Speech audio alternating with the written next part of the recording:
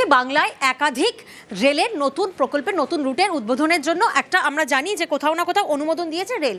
এই জায়গা থেকে শুভেন্দু অধিকারীর দাবি, তিনি দাবি করছেন যে এই নিয়ে রেলমন্ত্রী চিঠিও দিয়েছেন তাকে। এই জায়গা থেকেই জল্পনা যে তাহলে কি এই প্রকল্পগুলোকেই হাতিয়ার করে এবারের ভোটে লড়বেন পদ্ম শিবির, এই নিয়ে রাজনৈতিক চাপানুতর তুঙ্গে।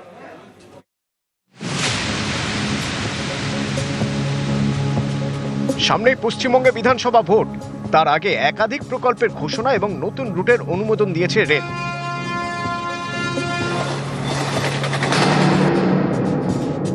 এই যে নতুন করিডোর, ফ্রেট করিডোর, এগুলো তো মমতা বন্দ্যোপাধ্যায় কবে করে রেখেছেন, শুরু করে দিয়ে গেছেন, পরিকল্পনা করেছেন, অর্থ বরাদ্দ করেছেন। এরা কি ঘুমাচ্ছিল?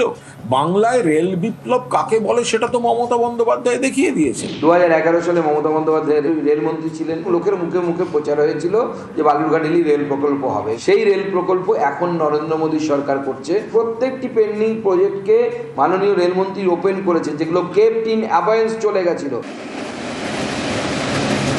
নতুন রুট, নতুন প্রকল্প,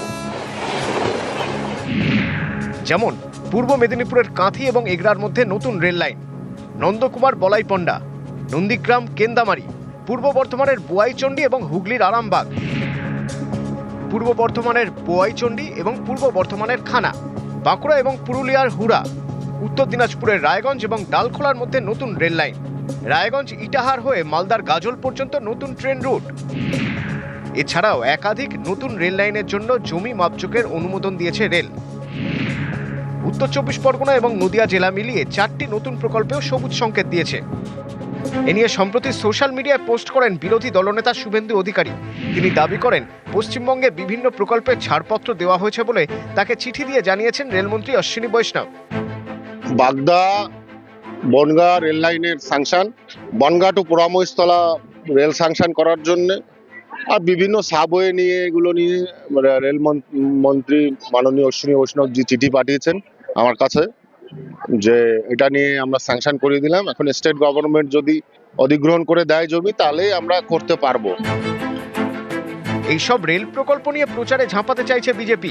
এ নিয়ে রাজনীতির হাওয়া গরম।